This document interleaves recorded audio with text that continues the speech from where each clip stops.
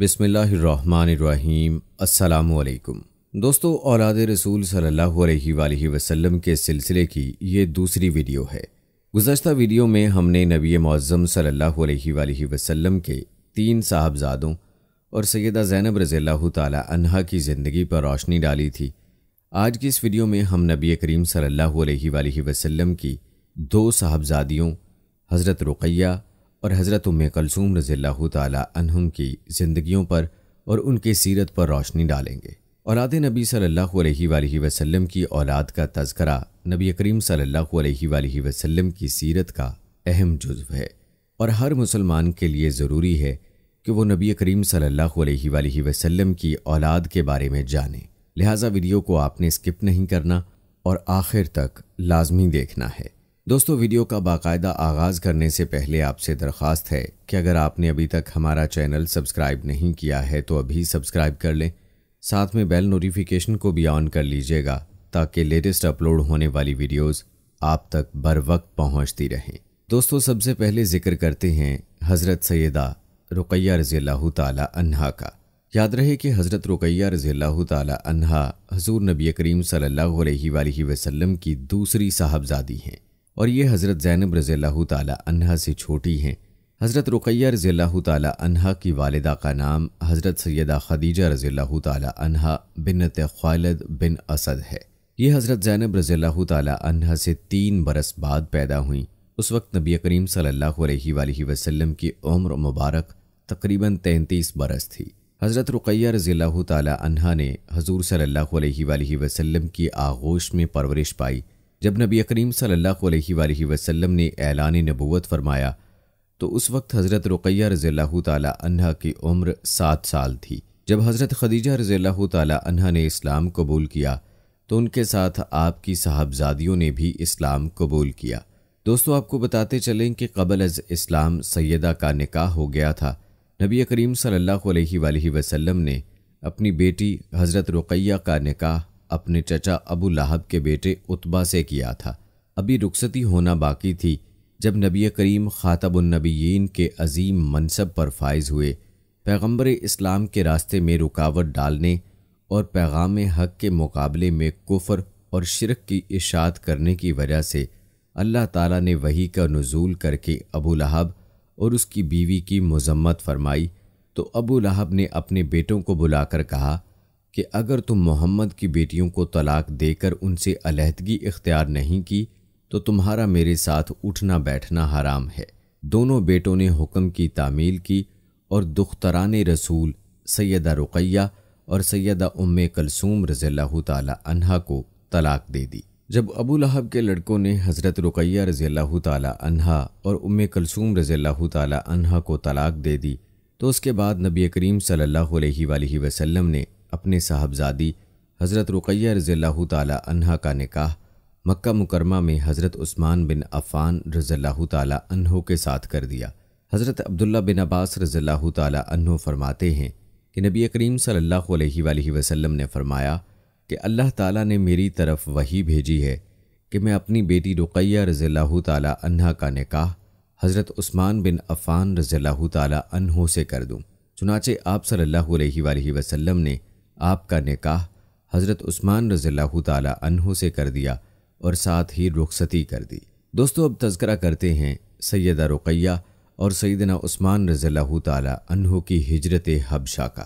دوستو، جب کفار کے مظالم حد برداشت سے بڑھ گئے تو نبوت کے 5ویں سال نبی کریم صلی اللہ علیہ وآلہ وسلم کے حکم سے حضرت عثمان رضی اللہ تعالی عنہ نے حبشہ کی طرف ہجرت کی، اور ان کے ساتھ حضرت رقیہ رضی اللہ تعالی عنہا بھی تھیں۔ راہ خدا میں ہجرت کرنے والوں کا یہ پہلا قافلہ تھا۔ اس موقع پر رسول اللہ صلی اللہ علیہ وآلہ وسلم نے فرمایا، یہ جوڑا خوبصورت ہے۔ ایک عورت حبشہ سے مکہ پہنچی۔ نبی کریم صلی اللہ علیہ وآلہ وسلم نے اس سے ہجرت کرنے والوں کے حال احوال دریافت فرمائے تو اس نے بتایا کہ اے محمد، میں نے آپ کے داماد اور آپ کی بیٹی کو دیکھا ہے۔ آپ نے فرمایا، کیسی حالت میں دیکھا تھا؟ اس نے عرض کیا، عثمان اپنی بیوی کو سواری پر سوار کیے ہوئے جا رہے تھے اور خود سواری کو پیچھے سے چلا رہے تھے۔ اس وقت نبی کریم صلی اللہ علیہ وآلہ وسلم نے فرمایا، اللہ تعالیٰ ان دونوں کا مصاحب اور ساتھی ہو۔ حضرت عثمان ان لوگوں میں سے پہلے شخص ہیں جنہوں نے لوط علیہ السلام کے بعد اپنے اہل و عیال کے ساتھ ہجرت کی۔ دوستو، حبشہ کے بعد آپ رضی اللہ تعالیٰ عنہ نے حضرت عثمان رضی اللہ تعالیٰ عنہ کے ساتھ مدینہ کی طرف ہجرت کی۔ جب حضرت عثمان رضی اللہ تعالیٰ عنہ کو پتہ چلا کہ نبی کریم صلی اللہ علیہ وآلہ وسلم مدینہ کی طرف ہجرت فرمانے والے ہیں، تو حضرت عثمان چند صحابہ کرام رضوان اللہ اجمعین کے ساتھ مکہ مکرمہ آئے۔ اسی دوران نبی کریم صلی اللہ علیہ وآلہ وسلم ہجرت کر کے مدینہ تشریف لے جا چکے تھے۔ ہجرت حبشہ کے بعد حضرت عثمان رضی اللہ تعالیٰ عنہ ہجرت مدینہ کے لیے تیار ہو گئے اور اپنی بیوی حضرت رقیہ رضی اللہ تعالیٰ عنہا سمیت مدینہ کی طرف دوسری ہجرت فرمائی۔ پیارے دوستو، یہ تھا تذکرہ سیدہ رقیہ رضی اللہ تعالیٰ عنہا کی شادی اور ہجرت کا۔ آئیے اب آپ کو سیدہ رقیہ رضی اللہ تعالیٰ عنہا کی اولاد کے بارے میں بتاتے ہیں۔ روایات بتاتی ہیں کہ حبشہ کے زمانہ قیام میں ان کے ہاں ایک لڑکا پیدا ہوا جس کا نام عبداللہ رکھا گیا، جس کی وجہ سے حضرت عثمان رضی اللہ تعالیٰ عنہ کی کنیت ابو عبداللہ مشہور ہوئی۔ عبداللہ کا 6 سال کی عمر میں مدینہ منورہ میں انتقال ہوا۔ حضور صلی اللہ علیہ وآلہ وسلم نے نماز جنازہ خود پڑھی، حضرت عثمان رضی اللہ تعالیٰ عنہ نے قبر میں اتارا۔ دوستو، روایات سے یہی معلوم ہوتا ہے کہ آپ کا ایک ہی بیٹا تھا جو فوت ہو گیا۔ کہتے ہیں 2 ہجری غزوہ بدر کا سال تھا کہ حضرت رقیہ کو خسرہ کے دانے نکلے اور سخت تکلیف ہوئی۔ حضور صلی اللہ علیہ وآلہ وسلم بدر کی تیاری میں مصروف تھے۔ نبی کریم صلی اللہ علیہ وآلہ وسلم اور صحابہ کرام غزوہ میں شرکت کے لیے روانہ ہونے لگے تو حضرت عثمان رضی اللہ تعالیٰ عنہ بھی تیار ہو گئے۔ نبی کریم صلی اللہ علیہ وآلہ وسلم نے ان کو خطاب کر کے فرمایا، رقیہ بیمار ہے، آپ ان کی تیمارداری کے لیے مدینہ میں ہی مقیم رہیں۔ آپ کے لیے بدر میں شرکت کرنے والوں کے برابر اجر ہے اور غزائم میں بھی ان کے برابر حصہ ہے۔ پیارے دوستو، اب تذکرہ کرتے ہیں سیدہ رقیہ رضی اللہ تعالی عنہا کی وفات کا۔ کہتے ہیں جب نبی کریم صلی اللہ علیہ وآلہ وسلم غزوہ بدر میں شریک تھے، حضور کی عدم موجودگی میں سیدہ رقیہ رضی اللہ تعالی عنہا کا انتقال پر ملال ہوا۔ پھر ان کے کفن دفن کی تیاری کی گئی۔ یہ تمام امور حضرت عثمان رضی اللہ تعالی عنہ نے سر انجام دیے۔ غزوہ بدر کی فتح کی بشارت لے کر جب زید بن حارثہ مدینہ شریف پہنچے تو اس وقت حضرت رقیہ رضی اللہ تعالی عنہا کو دفن کرنے کے بعد دفن کرنے والے حضرات اپنے ہاتھوں سے مٹی جھاڑ رہے تھے۔ چند ایام کے بعد حضور صلی اللہ علیہ وآلہ وسلم مدینہ پہنچے تو جنت البقیع میں قبر رقیہ پر تشریف لے گئے اور حضرت رقیہ رضی اللہ تعالی عنہا کے لیے حضور صلی اللہ علیہ وآلہ وسلم نے دعا فرمائی۔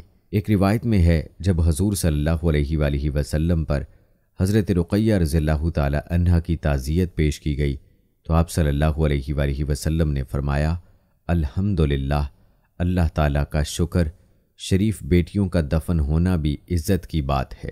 پیارے دوستو، یہ تھا تذکرہ سیدہ رقیہ رضی اللہ تعالی عنہا کی پیدائش سے وفات تک کا۔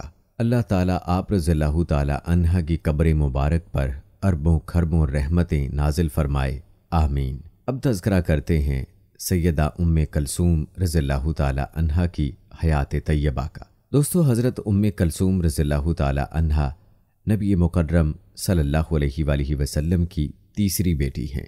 یہ حضرت رقیہ رضی اللہ تعالی عنہا سے چھوٹی ہیں۔ یہ بھی حضرت خدیجہ رضی اللہ تعالی عنہا کے بطن سے پیدا ہوئیں۔ نبی کریم صلی اللہ علیہ وآلہ وسلم اور حضرت خدیجہ رضی اللہ تعالی عنہا کی نگرانی میں ہوش سنبھالا اور آغوش رسالت میں پرورش پائی۔ جب حضور نبی کریم صلی اللہ علیہ وآلہ وسلم نے اعلان نبوت فرمایا تو یہ تمام بہنیں اپنی والدہ حضرت خدیجہ رضی اللہ تعالی عنہا کے ہمراہ اسلام لائیں۔ اعلان نبوت سے پہلے نبی کریم صلی اللہ علیہ وآلہ وسلم نے اپنی بیٹی حضرت ام کلثوم رضی اللہ تعالی عنہا کا نکاح اپنے چچا ابو لہب کے بیٹے عتیبہ کے ساتھ کر دیا تھا، لیکن جب اسلام کا دور آیا اور نبی کریم صلی اللہ علیہ وآلہ وسلم نے اعلان نبوت فرمایا اور قرآن مجید کا نزول شروع ہوا اور قرآن کریم میں سورہ لہب نازل ہوئی جس میں ابو لہب اور اس کی بیوی کی مذمت کی گئی، تو ابو لہب نے اپنے بیٹے عتیبہ سے کہا کہ محمد صلی اللہ علیہ وآلہ وسلم کی بیٹی کو طلاق دے دو، تو عتیبہ نے طلاق دے دی۔ دوستو یاد رہے کہ نبی کریم صلی اللہ علیہ وآلہ وسلم مکہ مکرمہ سے مدینہ طیبہ کی طرف ہجرت فرمائی تو آپ صلی اللہ علیہ وآلہ وسلم کے خاندان کے کچھ افراد مکہ میں رہ گئے تھے، جن میں ام المومنین حضرت سعودہ بنت زمعہ رضی اللہ تعالی عنہا اور آپ کی بیٹی حضرت ام کلثوم رضی اللہ تعالی عنہا اور حضرت فاطمہ رضی اللہ تعالی عنہا شامل تھیں۔ آپ صلی اللہ علیہ وآلہ وسلم نے حضرت ابو رافع اور حضرت زید بن حارثہ رضی اللہ تعالی عنہ کو روانہ کیا اور خرچ کے لیے 500 درہم حضرت ابو بکر صدیق رضی اللہ تعالی عنہ نے پیش کیے۔ چنانچہ حضرت زید بن حارثہ رضی اللہ تعالی عنہ اور حضرت ابو رافع رضی اللہ تعالی عنہ مکہ مکرمہ پہنچے اور نبی کریم صلی اللہ علیہ وآلہ وسلم کے گھر والوں یعنی ام المومنین حضرت سعودہ بنت زمعہ رضی اللہ تعالی عنہا اور ام کلثوم رضی اللہ تعالی عنہا اور حضرت فاطمہ رضی اللہ تعالی عنہا کو لے کر مدینہ طیبہ جا پہنچے۔ یوں سیدہ ام کلثوم مکہ سے مدینہ اپنے والد محترم کے پاس پہنچی۔ اب کرتے ہیں سیدہ ام کلثوم رضی اللہ تعالی عنہا کی شادی کی بات۔ دوستو حضور صلی اللہ علیہ وآلہ وسلم کا ارشاد گرامی ہے، میں اپنی بیٹیوں کو اپنی مرضی سے کسی کی تزویج میں نہیں دیتا، بلکہ اللہ تعالیٰ کی طرف سے ان کے نکاحوں کے فیصلے ہوتے ہیں۔ جب حضرت رقیہ رضی اللہ تعالی عنہا کا انتقال ہوا تو حضرت عثمان رضی اللہ تعالی عنہ کو سخت صدمہ پہنچا۔ وہ ہر وقت غم میں ڈوبے رہتے تھے۔ چنانچہ ایک دن نبی کریم صلی اللہ علیہ وآلہ وسلم نے انہیں غمگین دیکھا تو فرمایا، عثمان تمہیں کیوں غمزدہ دیکھ رہا ہوں؟ سیدنا عثمان بن عفان رضی اللہ تعالیٰ عنہ عرض کرتے ہیں، آقا مصیبت کا جو پہاڑ مجھ پر گرا ہے کسی اور پر نہیں گرا۔ اللہ کے رسول صلی اللہ علیہ وآلہ وسلم کی بیٹی جو میرے نکاح میں تھیں انتقال فرما گئیں، جس سے میری کمر ٹوٹ گئی اور وہ رشتہ مصاحبت بھی ختم ہو گیا جو میرے اور آپ صلی اللہ علیہ وآلہ وسلم کے درمیان تھا۔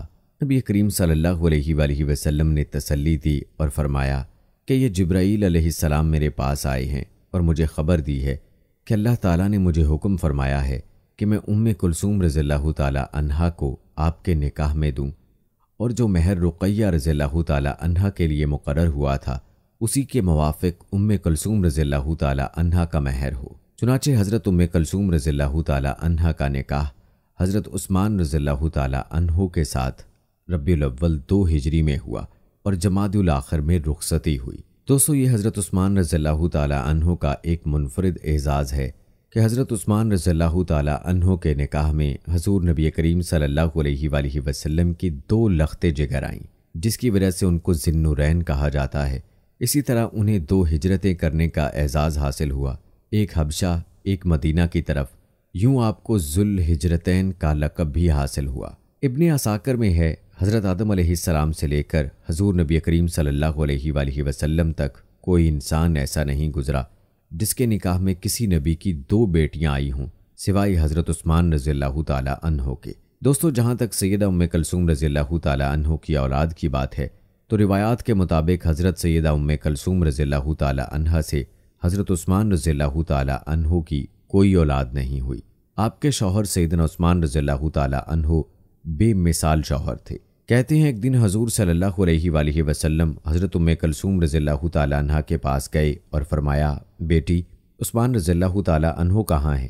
حضرت ام کلثوم رضی اللہ تعالی عنہ نے عرض کیا کہ کسی کام سے گئے ہیں۔ پھر آپ صلی اللہ علیہ وآلہ وسلم نے ان سے فرمایا، تم نے اپنے شوہر کو کیسا پایا؟ حضرت ام کلثوم رضی اللہ تعالی عنہ نے عرض کیا، ابا جان وہ بہت اچھے اور بلند مرتبہ شوہر ثابت ہوئے ہیں۔